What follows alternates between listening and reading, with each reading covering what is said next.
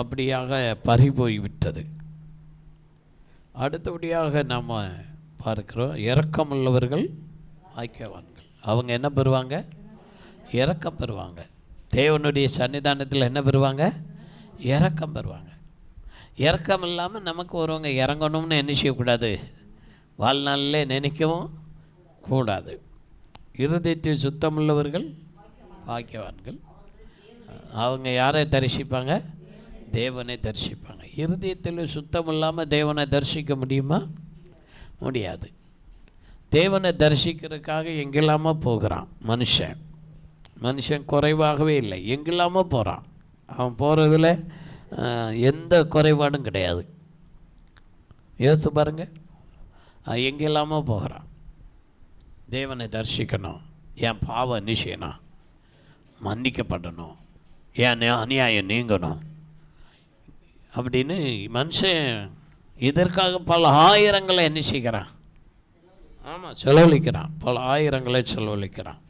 பிரயாணத்துக்காக செலவழிக்கிறான். அவனுக்கு தேவனிடத்தில் மனுஷனிடத்தில் தயவு இருக்கா, ஆனால் தேவனிடத்தில் என்ன இல்லை? தயவு இல்லை. இதுக்காகவே கோடிகளை கொண்டு போய் தேவ ஆலயத்தில் என்ன செய்கிறான்? கொட்டுகிறான். அவனுக்கு இருதயத்தில் என்ன இல்லை? சுத்தம் இல்லை. ஆனால் பணம் இருக்குது. இருதயத்தில் என்ன இல்லை? சமாதானம் இல்லை. இருதயத்தில் என்ன இல்லை? சந்தோஷம் இல்லை. இருதயத்தில் மன அமைதி இல்லை.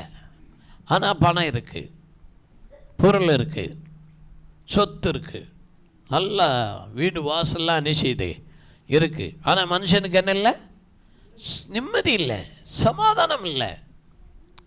நீங்கள் இத்தனை பேர் இங்கே வந்திருக்கிறீங்க, தேவனை ஆராதிக்கிறீங்க. உங்களுக்கு சமாதானம் இருக்கா? நிம்மதி இருக்கா?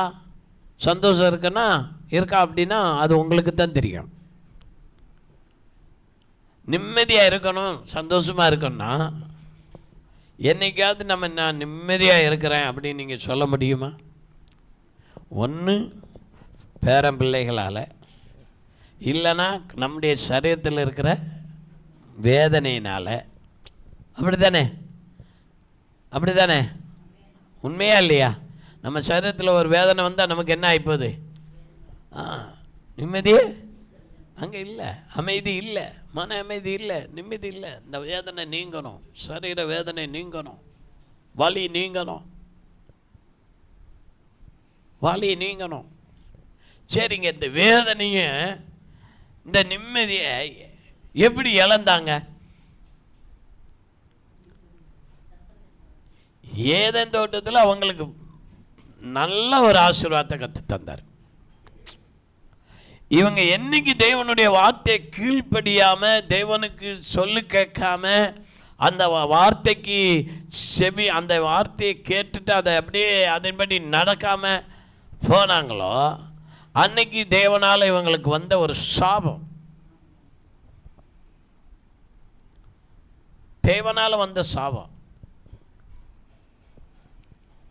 வேதனை மனுஷனுக்கு வந்தது அதுதான்.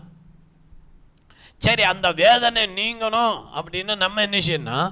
ஆதாம் ஏவாள் செஞ்ச தப்பவே நம்ம மேலே என்ன செய்யக்கூடாது? செய்யக்கூடாது. ஆனால் நம்ம செய்கிறோம். ஆனால் நமக்கு நிம்மதி வேணும், மன அமைதி வேணும், சந்தோஷமாக இருக்கணும். அப்போ சந்தோஷமாக இருக்கணும், நிம்மதியாக இருக்கணும், மன அமைதியாக இருக்கணும், ஆசீர்வாதமாக இருக்கணும். இந்த வேத வசனம் என்ன சொல்லியிருக்கு? இதில் பெசகாமல் நடக்க தெரியணும். அல்லேலூயா. இதில் பெசகாமல் நடக்க தெரிஞ்சா நம்ம எந்த நிலைமையிலும், எந்த சூழ்நிலையிலும், எந்த கஷ்டத்திலும் நாம் எப்படி இருப்போம்னா சந்தோஷமாக இருப்போம். அல்லேலூயா, அல்லேலூயா, அல்லேலூயா. ஏன்னா நமக்கு நம்பிக்கை எல்லாம் அவர் மேலே இருக்கு. அல்லேலூயா. அப்போ நம்முடைய எண்ணமும் சிந்தையும் எப்படி இருக்குன்னா தேவன் மேலே இருக்கணும். இருதயத்திலே சுத்தமுள்ளவர்கள் தான் தேவனை என்ன செய்ய முடியும்? தரிசிக்க முடியும். எல்லாரும் தேவனை என்ன செய்ய முடியாது? தரிசிக்க முடியாது. மோசே தேவனிடத்தில் கேட்குறான், நான் உண்மை என்ன செய்யணும்? பார்க்கணும். நான் உண்மை என்ன செய்யணும்? பார்க்கணும் ஆண்டவரே அப்படின்னு கேட்குறான். கர்த்தர் அவனுக்கு என்ன சொன்னாரு? எப்பா, என்னை ஒருவர் என்ன செஞ்சதில்ல பார்க்க முடியாதுப்பா. நீ என்ன இடத்துல இவ்வளோ வாஞ்சியா இருக்கிறபடினால், நீ எனக்கு சேவை செய்ய வருகிறபடினால் உனக்கு என்ன காட்டணும். அப்படியானா என்னிடத்துல ஒரு இடம் இருக்கு, நீ அங்க வா. நீ தேவனை பார்க்கன்னா சும்மா பார்க்க முடியாது, ஆண்டவர் சொல்லுகிற இடத்துக்கு போகணும். ஆமே, அல்லேலூயா. ஆண்டவர் என்ன சொல்றாரோ அந்த இடத்துக்கு என்ன செய்யணும்? போகணும். அது மலையா இருக்க, அதுல நான் எப்படி ஏறுவேன்? அது செங்குத்தா இருக்க, அது கொஞ்சம் தூரமா இருக்க, அப்படின்னா பார்க்க முடியாது. பார்க்க முடியுமா? பார்க்க முடியுமா? பார்க்க முடியாது. அது எவ்வளோ தூரம் கரடு முரடான இடமா இருந்தாலும், செங்குத்தான இடமா இருந்தாலும், நீ பார்க்கன்னு விரும்பிட்டேன்னா நீ உன் கஷ்டத்தை பார்க்காம நீ என்ன செய்யணும்? போகணும். போகணும். போனால் தான் பார்க்க முடியும். இன்னைக்கு நிறைய பேர் ஆலயத்தில் தேவனை பார்க்க முடியாது. இங்கே தேவனை பார்க்க முடியாத ஒரு காரணம், இங்கே ஆலயத்துக்குள்ளே வந்து தேவனை பார்க்க முடியாததுக்கு ஒரு காரணம் என்னென்னா, எவ்வளோ பலவீனமானாலும் 5000 2000 3000ன்னு எடுத்துக்கிட்டு ஒரு மருத்துவர்கிட்ட போயினாலும் மணிக்கூர் உட்காந்துருப்போம். நான் சொல்கிறது புரியுதா? பல மணி நேரம், 1 மணி நேரம், 2 மணி நேரம், 3 மணி நேரம்னாலும் என்ன செய்வோம்? உட்காந்துருப்போம். உண்மை தானே? உண்மையா இல்லையா? ஆனால் அதே முடியாதவங்க ஒன்றுமே கொடுக்க வேண்டாங்க, இயேசுகிட்ட ஆலயத்துக்கு போனால் இன்றைக்கி சுகம் கிடைக்கும், நம்ம சுகமாகிடலாம் அப்படின்னு நம்பிக்கையில் யாராவது இங்கே வர்றாங்களா? வீட்டில் படுத்துக்குருவாங்க, குப்புற படுத்துக்கிட்டு ஆண்டவர் சுகம் தருவார் நம்பிக்கிட்டு எப்படி இயேசுவை பார்க்க முடியும்? தேவன் ஒருவர் உண்டென்று உங்கள் வாழ்க்கையில், உங்கள் குடும்பத்தில் நீங்கள் அனுபவிக்கன்னா தேவன் நியமித்திருக்கிற இடங்களுக்கு நம்ம நிச்சயம் போய்த்தான் ஆக வேண்டும். ஆமே, ஆமே, அல்லேலூயா. நீங்கள் சுகமில்லனாலும் அந்த பலவீனத்தோடு வரணும். எங்கே வரணும்? தேவாலயத்துக்கு வரணும். அப்போ ஆண்டவர் உங்களை சுகமாக்குறாரா இல்லையா என்று அதில் சோதித்து நீங்கள் பார்க்கணும். சோதித்து பாருங்க, கர்த்தர் நிச்சயமா உங்களை சுகமாக்கி அனுப்புவார். அல்லேலூயா, அல்லேலூயா. அப்போ தான் நீங்கள் 4 பேருக்கு போய் சொல்லுவீங்க, இல்லைங்க நீங்கள் சர்ச்சுக்கு வந்து பாருங்கள் உங்களுக்கு சுகமாகும். நான் சுகமாக இருக்கேன், அதனால் உங்களுக்கு என்ன ஆகும்? சுகமாகும். இது ஒரு சுவிசேஷம். தேவன் நியமித்திருக்கிற இடத்துக்கு தான் போக முடியும். அங்கே தான் தேவனை என்ன செய்ய முடியும்? தரிசிக்க முடியும். அவன் முழுமையாக தரிசிக்கலை. ஆண்டவர் சொல்லிட்டாரு, இங்கப்பா நான் ஒன்று என் கையினால் மூடுவேன், மூடிட்டு நான் போவேன், அப்புறம்தான் நீ என்ன செய்வ? பார்க்க முடியும் அப்படின்னு சொன்னார். ஆமென், அல்லேலூயா, அல்லேலூயா, ஸ்தோத்திரம். ஸ்தேவான் எப்போ கண்டான்?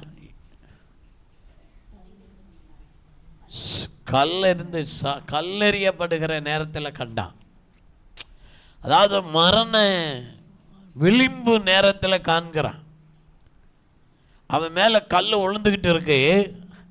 அவன் பார்க்கிறான், பரலோகம் திறந்திருக்கிறத பார்க்கிறான். பிதாவின் வலது வருஷத்தில் இயேசுவானவர் எழும்பி நிற்கிறதை நினைக்கிறான், பார்க்கிறான். இவனுக்காக இயேசுவானவர் பரிந்து பேசுகிறதை பார்க்கிறான்.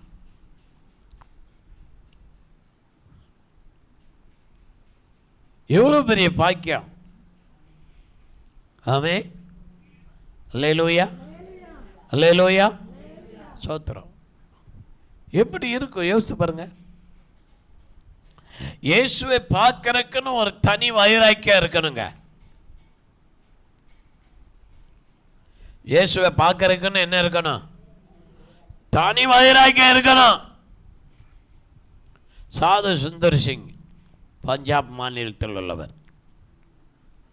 18ஆம் நூற்றாண்டில் இந்த உலகத்துக்கு எழுப்புதலை கொண்டு வந்த ஒரு தேவ மனிதன், இந்தியாவை சேர்ந்தவர்.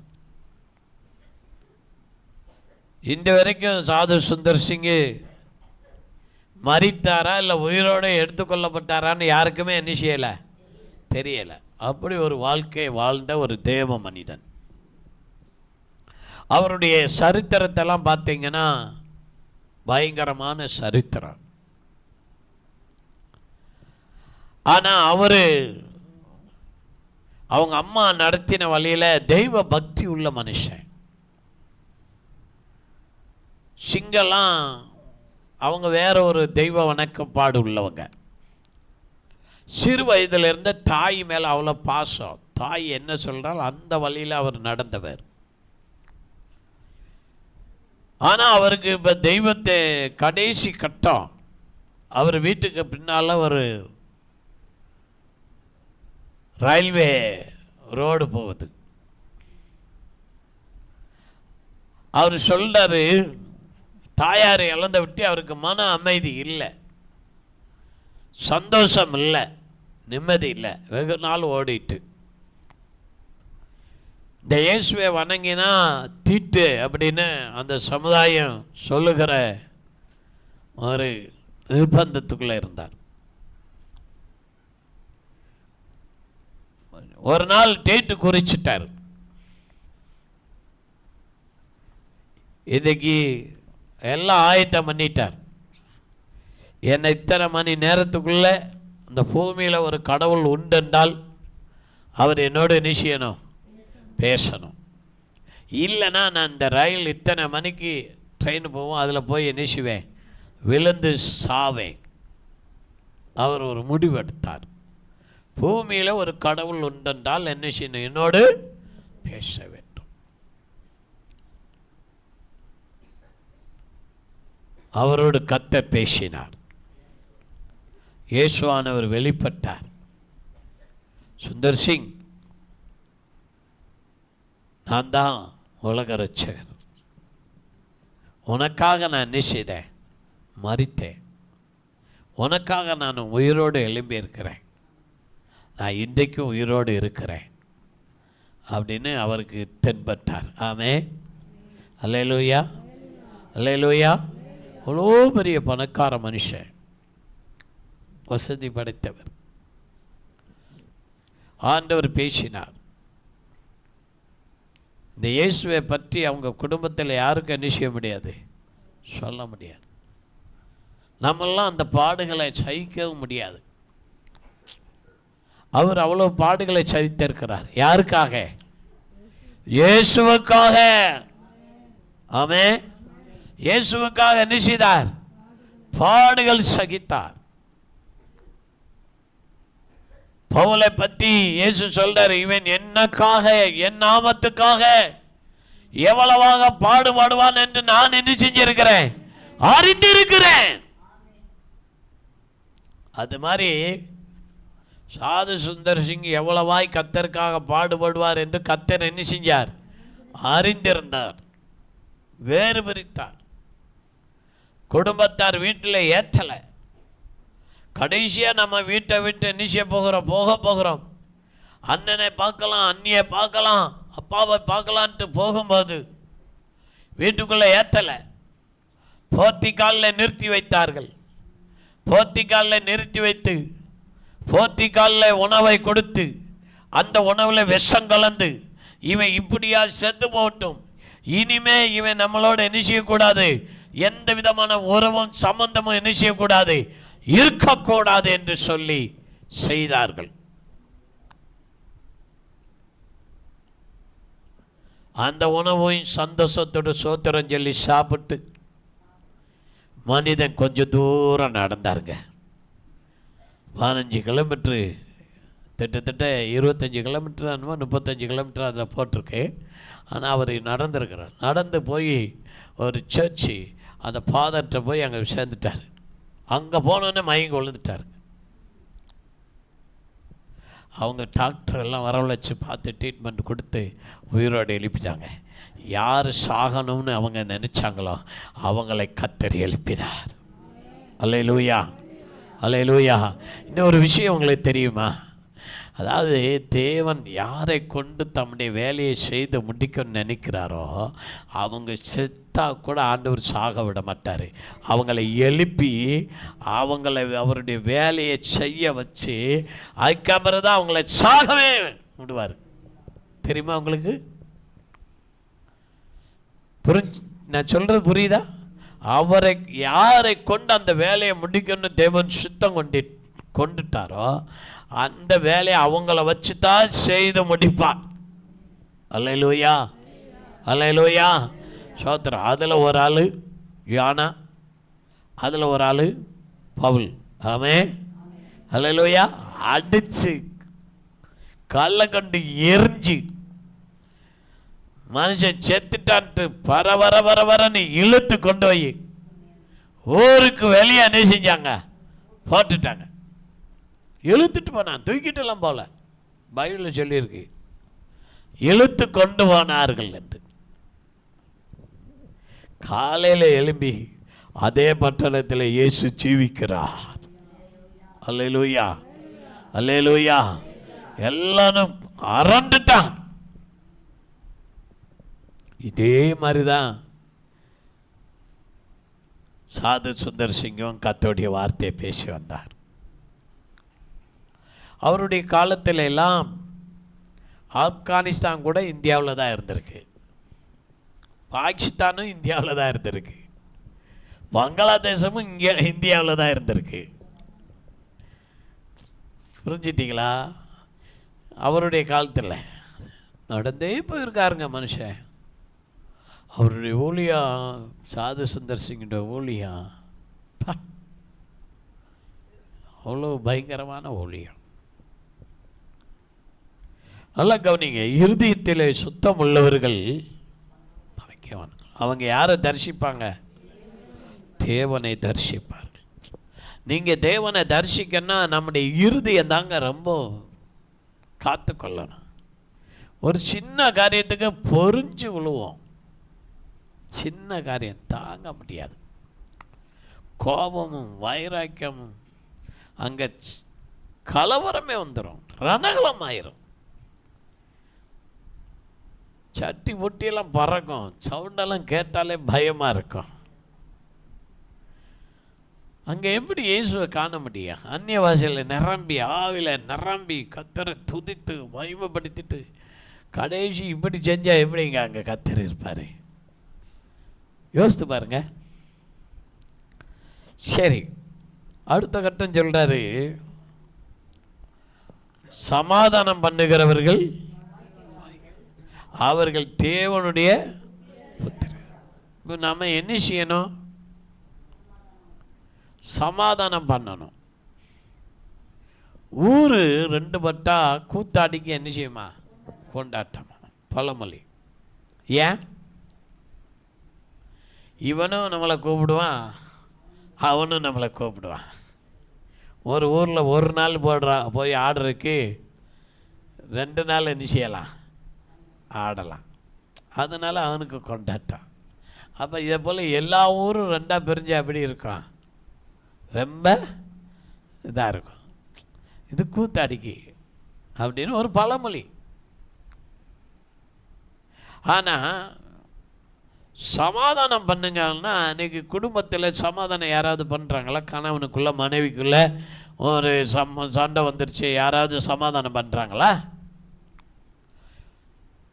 இல்லை தாய் தகப்பனாருக்குள்ளே சண்டை, இல்லை பிள்ளைகளுக்குள்ளே ஒரு பகைமை, சமாதானம் பண்ணுறவன் யாராவது இருக்காங்களா?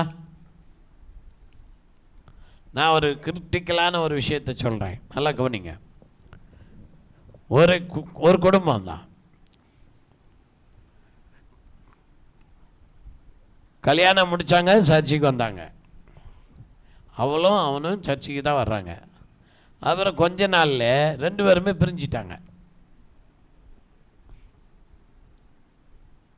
அவன் சர்ச்சுக்கு வருவா, அவன் சர்ச்சுக்கு வரமாட்டான். இவ போகிற இடத்துக்கு நம்ம போகக்கூடாது. நான் சபை போதகர், அதனால சொல்கிறேன். எப்படிப்பட்ட இடத்துல நான் சபை போதகராக இருந்திருக்கேன்னு நீங்கள் நினச்சி பாருங்க. அப்போ என்ன ஆச்சுன்னா, நான் பேசி அவளும் சர்ச்சைக்கு வருவான், இவனும் வருவான்.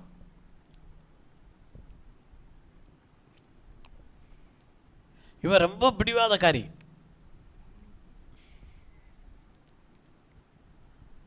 அவனுக்கு ஒரு குழந்தையும் பெற்று எடுத்துட்டா. இவன் பிடிவாதத்தினால அவனோட என்ன செய்யலை, சேர்ந்து வாழலை.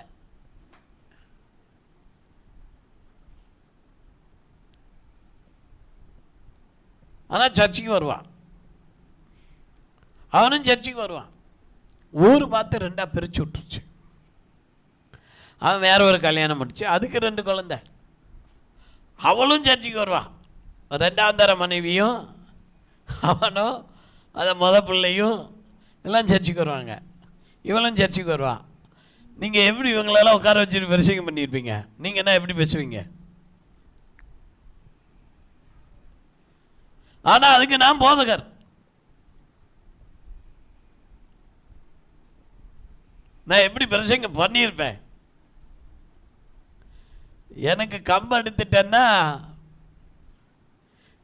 கண்ணுமுக்கு தெரியாது, அந்த மாதிரி அடிப்பேன். மாதிரி பிரசங்கத்தில் வச்சு நான் அதுலாம் தயவு வச்சனையெல்லாம் பார்க்கறது இல்லை.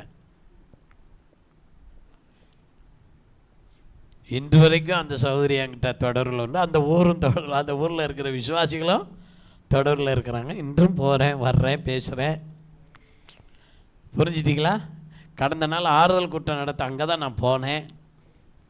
நான் சத்தியத்தை சத்தியமாக என்ன செஞ்சேன், போதித்ததுனால இன்றைக்கும் எனக்கு அங்கே என்ன இருக்கு, இடம் இருக்குங்க. ஆமே, அல்லேலூயா, சோத்திரம். தவறு தவறு தானே, சமாதானம் பண்ணத்தான் நம்ம முயற்சி எடுக்கிறோம். இப்போ மனுஷனுக்கும் தேவனுக்கும் என்ன இல்லாமல் போயிட்டு, ஒரு அந்நியம், ஒரு ஐக்கியம் இல்லாமல் போயிட்டு. அது எவ்வளோ காலமாக போயிட்டு, அது வெகு காலமாக போயிட்டு. அந்த மனுஷனை அப்படியே விட முடியாதுதான் இயேசுவானவர் பூமிக்கு தேடி வந்தார். உணர்வுள்ள உண்டோ? பூமியில நன்மை செய்கிறன் உண்டோ?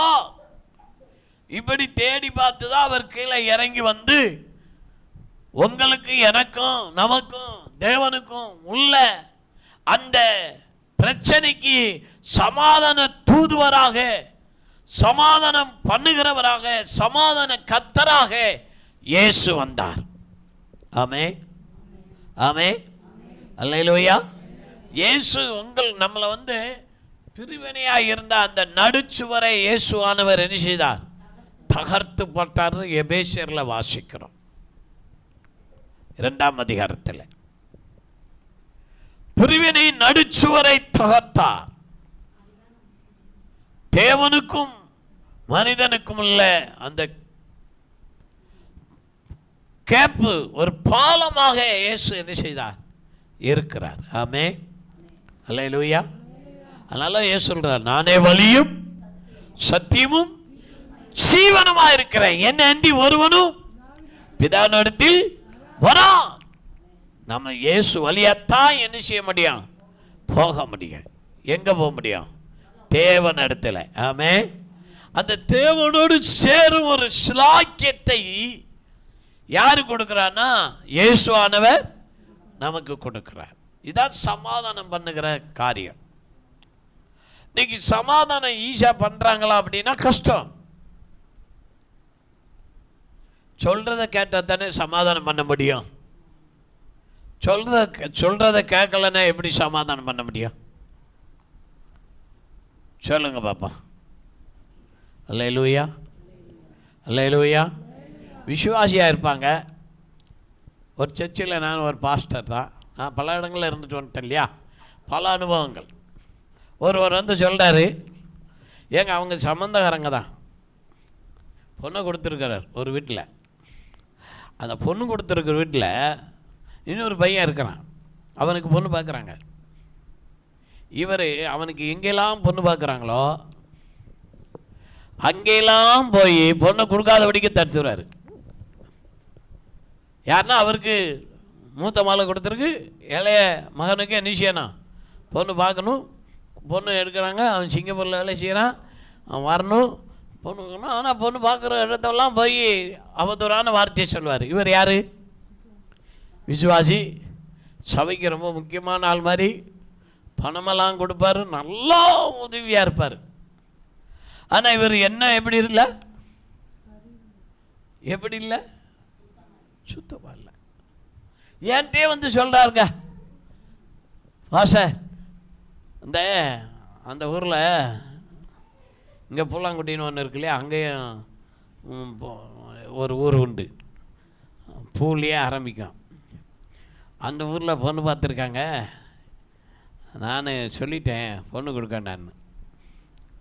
இந்த நிமிடம் வரைக்கும் அவங்க சம்பந்தக்காரங்களுக்கு இந்தந்த சம்பந்தத்தை இவர் தான் தடுத்தார்னு அவங்களுக்கு என்ன செய்யாது, தெரியாது. ஆனால் எனக்கு தெரியும், நான் சொல்லவே இல்லைங்க. ஏன் சொல்லலைன்னா,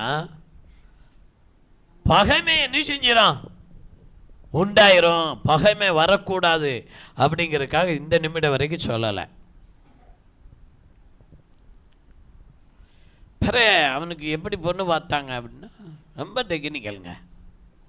ஏன்னா பொண்ணு பார்த்தாலே போய் எப்படி மகன் என்ன செஞ்சிருவா, ஆமாம் இங்கே வீட்லேயே ஆள் இருக்கு இல்லையா, பொண்ணு பார்த்துருக்கு அப்படின்னு. கடைசியாக பொண்ணு பார்க்கும்போது கன்னியாகுமரிக்குள்ளே இவங்க வீட்டு பக்கத்துக்கிட்ட கொஞ்சம் தள்ளி, விசேஷ வீட்டு பக்கத்துக்கிட்ட தான், அங்கே ஒரு பொண்ணை பார்த்தாச்சு. பொண்ணெல்லாம் பார்த்து அவங்க எவ்வளோ பேசணுமோ அவ்வளோ பேசி முடிச்சிட்டாங்க.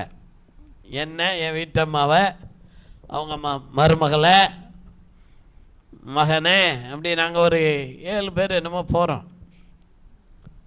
போகும்போதே ஒரு பாஸ்டர் பொண்ணு பிடிச்சிக்கிச்சுடா,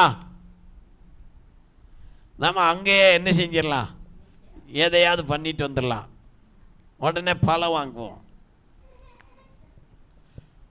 போகிற வழியிலேயே பழம் வாங்கியாச்சு, ஒரு துணியை என்ன செஞ்சாச்சு, வாங்கியாச்சு. ஆனால் அங்கே சமாச்சாரம் வேற. இது ஒரு அங்கே கூட இருக்கிற ஆளுக்கு என்ன செய்யணும் தெரியக்கூடாது. அந்த ஒரு மெத்தேடு வீட்டுக்குள்ளேயே கைக்குள்ளேயே ஆளை வச்சுக்கிட்டு இருக்கிறோமே, இதெல்லாம் ரொம்ப சும்மா யோசிச்சு பாருங்க. போனோம், நார்வேல் மார்க்கெட்டுக்குள்ளே போய் வாங்க வேண்டியது வாங்கினோம்.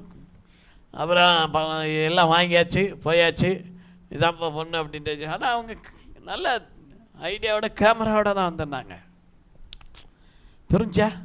அப்போல்லாம் அவங்களுக்கு ஒரு பிளானு, அவங்க நிச்சயத்தை தான் பண்ண போகிறாங்க, எங்களுக்கு தெரியாது. அந்த கூட வர்ற அந்த பிரதர் மூத்த மதியாருக்கு என்ன செய்யாது, தெரியாது. ஆனால் போனோம், பொண்ணு பிடிச்சி, நிச்சயார்த்தம் உடலே பிடிச்சி. அதுக்கு முன்னமே எல்லா காரியமும் முடிஞ்சிச்சு. ஆனால் இது ரகசியமாக யாருக்கும் தெரியாமல், எந்த சபை விசுவாசியும் கூட்டிகிட்டு போகாமல், 2 சபை பாஸ்டரும் 2 குடும்பமும் சேர்ந்து நிச்சயார்த்தம் நடந்தது. இது ஒன்று தான் என் வாழ்க்கையில் நான் நடத்தி வச்சது. ஆமே, அல்லேலூயா. நிச்சயார்த்தனை ஊரை கூட்டியும் நிச்சயார்த்தம் பண்ணுவாங்க, ஆனால் 2 குடும்பமும் சேர்ந்து நிச்சயார்த்தம் பண்ணுறது இதுதான். இப்படியே நாங்கள் நடத்திட்டு வந்திருக்கோம் பாருங்க. எப்படிப்பட்ட ஆள்களோடலாம் இருந்து ஊழி செஞ்சுட்டு வந்திருக்கேன்னு பாருங்க. சமாதானம் பண்ணுவது ஒரு சாதாரண விஷயம் அல்ல. சமாதானம் பண்ணுவது ஒரு சாதாரண விஷயம் நீங்கள் நினைக்கக்கூடாது. அந்த அதாவது சொல்லுவாங்க, உரலுக்கு ஒரு பக்கம் ஐடி. ஏன்னா இப்போ உள்ளவங்களுக்கு உரல்னா என்னன்னு தெரியாது, மத்தாளம்னாலும் என்னன்னு தெரியாது. நீங்கள் இப்போ யாரெல்லாம் உரல் பார்த்துருக்கீங்க? உரலில் இடிச்சிருக்கீங்களா? சோதரன் இந்த நம்ம சர்லி பார்க்கலட்டா, எனக்கு தெரியாதுட்டா. சோத்திரம். அந்த உரலுக்கு நம்ம எதுனாலும் அதில் இடிக்கலாம். நெல்லோ மாவோ அரிசி முதற்கொண்டு அதில் தீட்டி எடுக்கலாம். அதாவது அந்த உலக்கை வந்து 2 சைடு இருக்கும். ஒரு சைடு வழுக்கா இருக்கும், ஒரு சைடு கூம்பு மேலே இருக்கும். அது தீட்டுருக்கு, இது இடிக்கிறதுக்கு. அதுவுமே நீங்கள் காற்றாக இருந்தால் அந்த உலக்கை என்ன செய்ய முடியாது, வெயிட்டாக இருக்கணும். அப்போ தான் அது இடிக்கிறதுக்கு எப்படி இருக்கும், அப்படியே அப்போ அது கை மாற்றி போடுறத பார்த்தா அது ஒரு ரசனையாகவே இருக்கும். ஆமே சோத்திரம். 2 பேர் குத்துவாங்க. நாங்களாம் 2 பேர் குத்திருக்கோம். அதெல்லாம் ஒரு ஆள் குத்துனா சீக்கிரம் இடியாது. அது 2 பேர் குத்துறதெல்லாம் எப்படி இருக்கும், நீங்கள் அதை பார்த்து அதெல்லாம் பார்த்தீங்கன்னா அப்பா இந்த உலகத்திலையா நம்ம இருக்கிறோம். ஆமே சோத்திரம். அந்த உலகமெல்லாம் தாண்டி வந்துட்டான். இனிமே வருங்காலத்து அந்த உலகமே வந்துடும், சொல்ல முடியாது. அப்படி ஒரு இது. அது உரலுக்கு ஒரு குத்து. மத்தாலன்னா 2 சைடு என்ன செய்யணும், அடிக்கணும். அது சாப்பிட்டு கொடுக்கும். அப்போ இந்த சமாதானம் பண்ணுறவங்க வந்து பார்த்திங்கன்னா ஒரு சைடு இல்லை 2 சைடு இல்லைங்க. இங்கிட்டும் அங்கிட்டும் இடி வாங்குறவன். இவங்க என்ன சொன்னாலும் என்ன செய்யணும், கேட்கணும். அவங்க என்ன சொன்னாலும் என்ன செய்யணும், கேட்கணும். இதில் தேவையானதை சொல்லணும், தேவையில்லாத என்ன செய்யணும், மூடணும். இது எவ்வளோ பெரிய இடியும் தெரியுமா? இந்த 2 இடியும் வாங்கிக்கிட்டு இவங்களை சமாதானம் பண்ணணும். புரிஞ்சா? இதுதான் ஒரு உலகத்தில் உள்ள ஒரு இது. அப்போ சமாதானம் பண்ணுகிறது வந்து ஒரு சாதாரண விஷயம் அல்ல. அது இயேசுவானவர் அத்தனை நொறுக்குதலும் அத்தனை வேதனையும் அத்தனை பாடுகளையும் இயேசுவானவர் என்ன செஞ்சாரு, சுமந்துதான் நம்மளை யாரோடு சமாதானமாக்கினார், தேவனோடு சமாதானமாக்கினார். ஆமென். அல்லேலூயா, அல்லேலூயா. சோதரை. நமக்கு கிடைச்சிருக்கிற அந்த சமாதானம் சும்மா வந்ததில்லை, அது சாதாரணமாக வந்ததல்ல. பல பாடுகள் மத்தியில், பல ஓத்தரவத்தின் மத்தியில், மரணத்தின் மத்தியில் என்ன செஞ்சது, வந்தது. ஆமென். அவர் மரித்து 3ஆம் நாள் என்ன செய்தார், உயிரோடு எழும்பினார். அதனால தான் அவர் சொல்கிறாரு, வருத்தப்பட்டு பாரம் சுமக்கிறவர்களே நீங்கள் எல்லாரும் என்னண்டேக்கு வாருங்கள், நான் உங்களுக்கு என்ன செய்வேன், இளைப்பாறு தருவேன். இயேசுநாதர் தான் அந்த பூமியில் கூப்பிடுகிறார், பாவியே மனம் திரும்புன்னு. ஆமென். சோத்திரம். மனம் திரும்ப சொல்லி கூப்பிடுகிறதே இயேசுதான். மனம் திரும்புதலுக்கு ஏற்ற கனி கொடுங்கன்னு சொல்கிறதும் இயேசுதான். இப்போ நமக்கு வந்து மனம் திரும்பிட்டோம். ஆனால் மனம் திரும்புதலுக்கு ஏற்ற கனியை நம்ம என்ன செய்யணும், தரணும். நம்ம அந்த மனம் திரும்ப வேண்டியில்லை, நம்ம மனம் திரும்புதலுக்கு ஏற்ற கனியை கொடுக்கணும். ஆனால் இன்னைக்கு மனம் திரும்புதலுக்கு ஏற்ற கனி நம்ம கொடுக்க மாட்டோம். அப்படின்னா என்ன ஆகலை, இன்னும் முழுமையான மனம் திரும்புதல் இல்லை. அப்ப மனம் திரும்பாதவர்களை பார்த்து சொல்றாரு, மனம் திரும்புங்கள். மனம் திரும்பினா என்ன இருக்கும் அப்படின்னு சொல்றாரு, மனம் திரும்புங்கள், பரலோக ராஜ்யம் எப்படி இருக்கு, சமீபமா இருக்கு. மனம் திரும்பினவனுக்கு பரலோகம் எப்படி இருக்கு, சமீபமா இருக்கு. சுவிசேஷம் இயேசு சொல்றாரு. அந்த இயேசு தான் சொல்றாரு, வானத்திலும் பூமியில எனக்கு என்ன கொடுக்கப்பட்டிருக்கு, அதிகாரம் கொடுக்கப்பட்டிருக்கு. நீங்கள் என்ன செய்யுங்க, புறப்பட்டு போய் சகல ஜாதியும் சீசராக்குங்க. அதுக்கப்புறம் என்ன செய்யுங்க, சீசர் ஆக்கிட்டு தான் ஞானஸ்தானம் கொடுங்க. இன்னைக்கு 3ஆவது நாள் சர்ச்சுக்கு வந்த மறுநாள் மறுவாரமே ஞானஸ்தானம் கொடுக்காங்க. சீசர் ஆகாமலே ஞானஸ்தானம் கொடுக்காங்க. சீசர் ஆகணும், அது ஆணோ பெண்ணோ, ஆணு சீசர், பொம்பளைன்னா சீசி. சீசர் ஆனால் தான் அவங்களுக்கு என்ன செய்ய முடியும், மற்ற காரியங்களை கற்றுக் கொடுக்க முடியும். இயேசு வந்து 12 பேரை சீசர் ஆக்கிட்டு மற்ற காரியங்களை என்ன செய்தாரு, கற்றுக் கொடுத்தாரு. இப்போ சீசர் ஆகாமலே கற்றுக்கொள்ளணுங்கிறாங்க. அதனால தான் சீசர் ஆனவங்களுக்கு தான் அவர் சொல்றாரு, என் சுமை எப்படி இருக்கும், லகுவா இருக்கும். யாருக்கு, சீசர் ஆனவங்களுக்கு சொல்றாரு. சீசர் ஆனவங்களுக்கு தான் அந்த சுமை எப்படி இருக்கும், லகுவா இருக்கும். அது எப்படி இருக்கும், அது எந்த விதமான கஷ்டமாகவும் இருக்காது. சீசர் ஆகாதவங்களுக்கு அது எப்படி இருக்கும்னா கஷ்டமாக தான் இருக்கும். இயேசுவை ஏற்றுக்கொள்ளாதவங்களுக்கு அவருடைய உபதேசம் எப்படி இருக்கும்? கஷ்டமாக இருக்கும். இயேசு கூட இருந்தாங்க 70 சீஷர்கள், அதில் 12 பேர் தான். அதில் மீதி என்ன செஞ்சிட்டாங்க? 58 பேர் போயாச்சு. இந்த 12லையும் ஒருத்தன் உட்காந்துட்டு இருக்கான். அவன் எதுக்கு உட்காந்துட்டு இருக்கான்னா, எப்படியாவது இந்த யூதியா ராஜா தேசத்தில் ராஜாவை இயேசு வரணும், நாம் அதில் ஒரு ஃபைனான்சியல் மினிஸ்டராக என்ன செய்யணும்? வரணும். அவனுடைய எண்ணம் அதில் உட்காந்துட்டு இருக்கான். அவன் தான் யூதாஸ் காரியத்து. இதில் ஒரு தாயாருக்கு ஆசை, பெரிய ஆசை. வலது பக்கமும் இடது பக்கமும் என்ன செய்யணும்? என் பிள்ளைங்க தான் இருக்கணும். எங்கெல்லாம் ஆட்களை பாருங்க ஐயா, யோசித்து பாருங்க. உடனே அவன் போய் சொல்றா ஏசுட்ட, போதுகிறே, உம்முடைய வலது வருஷத்தில் இடது வருஷத்தில் என் பிள்ளைகள் என்ன செய்யணும்? இருக்கணும். போதகர் என்ன சொன்னாரு? அது பிதாவினால் யாருக்கு அருளப்பட்டிருக்கோ அவங்களுக்கு தான். நீ அறியாத என்ன செய்கிற? கேட்குற. நான் எங்கே உட்காருன்னா அங்கே என்னுடைய சீசர்கள் என்ன செய்வாங்க? உட்காருவாங்க. நான் எதில் பானம் பண்ணுறேனோ அதில் அவர்கள் என்ன செய்வாங்க? பானம் பண்ணுவாங்க. இப்படி சொல்லிட்டாரு. அதாவது நானே எல்லாமே அவங்களுக்கு எப்படி இருக்கேன்? ஒரு சீசனுக்கு நானே சர்வ சுதந்திரமாக இருக்கிறேன் அப்படிங்கிறார். ஆமென், அல்லேலூயா. இப்போ உங்களுக்கு இயேசுவானவர் எப்படி இருக்கார்னா சர்வ சுதந்திரமாக இருக்கிறார். அல்லேலூயா, அல்லேலூயா. நாம் இப்போ எப்படி பண்ணணும்னா சமாதானம் பண்ணுகிறவர்களாக இருக்கணும். நீங்கள் நிறைய பேர் சபையில் சமாதானம் பண்ண மாட்டாங்க. சர்ச்சுக்கு ஒரு டெய்லர் வந்தார். நான் புதுசாக ஒரு சபை உருவாக்கினோம் சுருளத்தில். இப்போ அங்கே தான் திரும்பவும் உருவாக்க போகிறோம். புதுசாக உருவாக்கும் போது அவர் இன்றிலிருந்து ரட்சிக்கப்பட்டு வந்தவர். இந்த சீசனுக்கெல்லாம் நிறைய துணி வந்துடும்.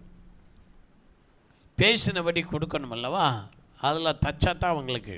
அவர் 3 மிஷினு, ஒரு ஓவர்லாக் மிஷினு இப்படியெல்லாம் போட்டு அவரும் தைப்பார், மனைவியும் தைக்கும், வேறு ஆட்களும் என்ன செய்வாங்க?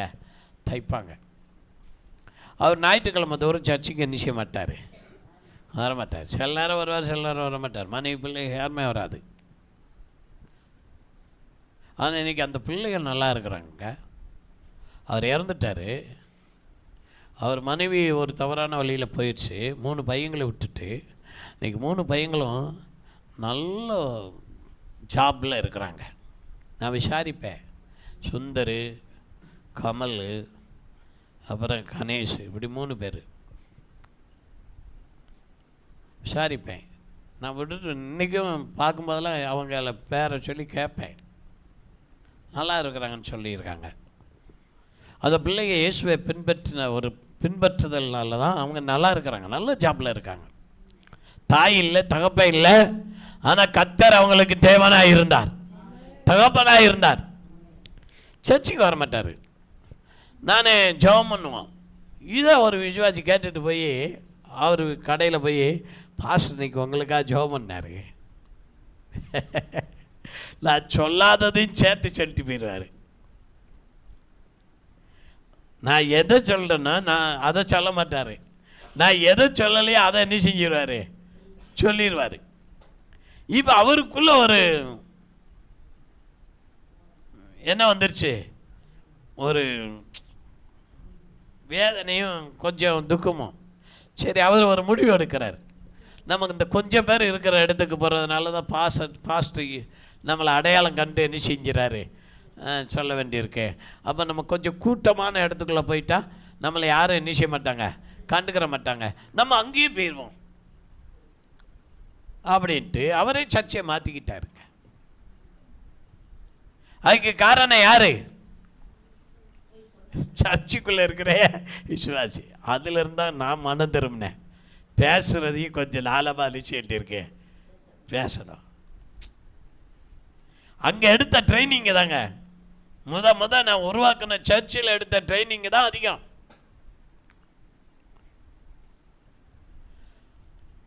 அப்போ கடைசி அவங்க நிலைமையெல்லாம் ரொம்ப கஷ்டம்தான்.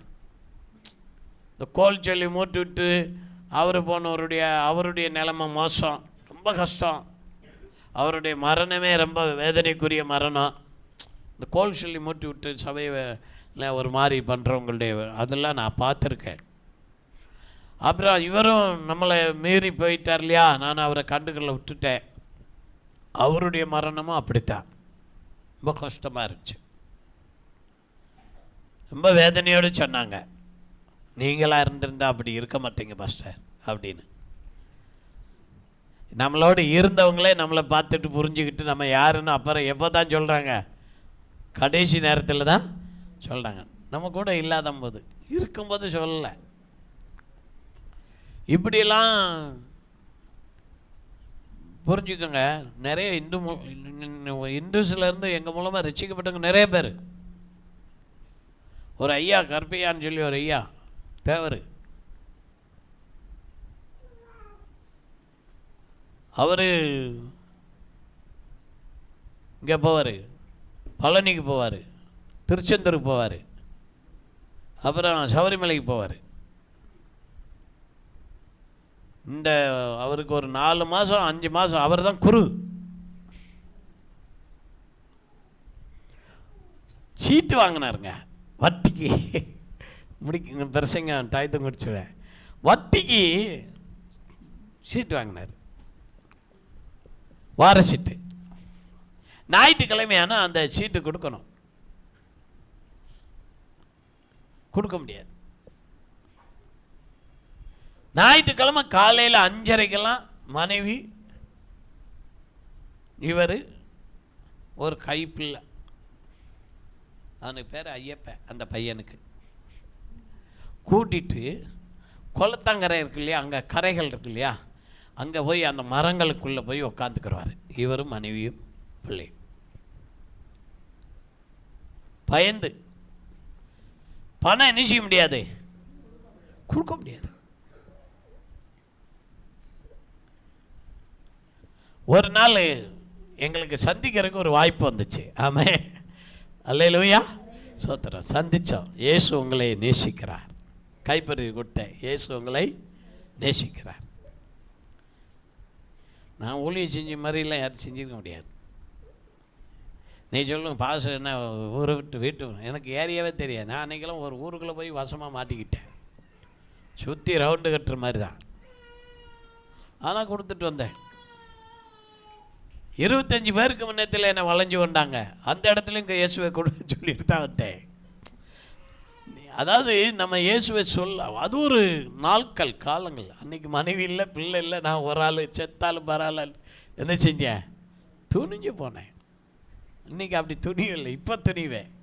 இப்போ செத்தாலும் பிரச்சனை இல்லைப்ப, ஏன்னா அவங்க காரியம் என்ன செஞ்சிருச்சு, முடிஞ்சிருச்சு. அப்போ இவருக்கு இயேசு உங்களை நேசிக்கிறார் சொல்லி கொடுத்துட்டு வந்தேன்னா, அப்படி வந்தார். ஒரு நாள் என்னை பார்க்கணும்னாரு. நான் பார்த்தேன், சில விஷயங்களை பேசினார். ஜோமனுமே ஆண்டவருங்களை மாற்றுவார், அந்த காரியத்திலேருந்து மாற்றுவார் சொன்னேன். சரிங்க அப்படின்னாரு. அப்போ ஜோமனி இயேசு நீங்கள் சர்ச்சுக்கு வாங்க, இங்கே வாங்க, ஜெபத்துக்கு வாங்க அப்படின்னு வந்தார். அப்புறம் ஞாயிற்றுக்கிழமை ஓடி ஒளியறதை விட்டுட்டு சர்ச்சுக்கு வந்துட்டார். அங்கே போகிறதுக்கு இங்கே வந்தால் நல்லா இருக்கு விட்டு வந்தார். அதே அல்லேலூயா. எங்கே போகிறதுக்கு, குளத்தாங்கரையில் போய் உட்கார்றதுக்கு இங்கே வந்து உட்காந்தா நல்லா இருக்குமே, இது ஒரு இதாகுமே. அப்புறம் கடைசி கடன் எல்லாம் அடைஞ்சு அப்புறம் இருந்தார், ஊழியத்திலே இருந்தார். ஆமே, சோத்திரம், ஊழியத்தில் இருந்தார். இது சமாதானம் பண்ணுகிறவர்கள் பாக்கியவான்கள். அவங்க யாராக இருப்பாங்க, தேவனுடைய புத்திரர். அப்போ நீங்கள் தேவனுடைய புத்திரராக மாறனா, தேவனுக்கும் மனுஷனுக்குள்ள அந்த பிரிவினையை நம்ம ஒரு ஐக்கியப்படுத்துவதான் அந்த இது. அப்போ நீங்கள் யாராக இருக்கிறீங்கன்னா, பரலோக தூதுவராக கர்த்தர் உங்களை வச்சிருக்கிறார். ஆமென், அல்லேலூயா. யாரை வச்சிருக்கிறாரு, பரலோக தூதுவர்களாக நீங்க இருக்கிறீங்க. நீங்க சாதாரண ஆட்கள் அல்ல. நீங்க அதை புரிஞ்சுக்கணும். நாம பரலோக தூதுவர்கள். ஏன்னா பரலோகத்துக்கும் மனுஷனுக்கும் உள்ள பிரிவினையை நம்ம என்ன செய்யறோம், அதை தகர்க்கக்கூடிய வல்லமே ஆண்டவற்றிலிருந்து என்ன செய்யணும், பெற்றுக்கொண்டு அவங்களுக்கும் நமக்கும் நல்ல ஒரு ஐக்கியத்தை உண்டு பண்ணி விடுகிறவர்கள். ஆமென். அல்லேலூயா, அல்லேலூயா, அல்லேலூயா. அப்ப நமக்குள்ள என்ன வரணும், பரலோக தேவனுடைய வேலை செய்கிறவர்கள், தேவனுடைய ஒரு ஒப்புரவாக்குறவர்கள், ஐக்கியமாக்குறவர்கள், ஒற்றுமையாக்குகிறவர்கள் என்பதை நம்ம என்ன செய்யக்கூடாது, மறந்து போக கூடாது. ஏன்னா நமக்காக இயேசு அவ்வளவு பாடுகளை பற்றா. நம்ம எல்லாரும் எழுந்திருப்போம் தேவ சமூகத்தில். Praise the Lord. Hallelujah. Thank you Jesus. Hallelujah. நன்றி ஆண்டவரே. ஹல்லேலூயா. Praise the Lord. போதும் விட மாட்டேன் எத்தது நீ தானே என் சமூகம்